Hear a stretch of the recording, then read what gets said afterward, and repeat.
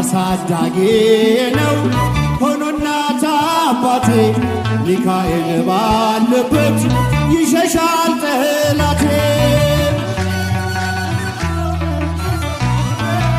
ድምፃችሁ ምንም አይሰማም። አብቅቷል ክብር ስለ ፍጹም ምልጃው ለኔ ግን ይለያል መልአኩ ሚካኤል። በባህራን ታሪክ በነ ተላፊኖስ በአፎምያ መትረፍ በነ ዱራታዎስ በነቢዩ ዳንኤል መች ይፈጸምና የሚካኤል ሥራ ይቀጥላል ገና።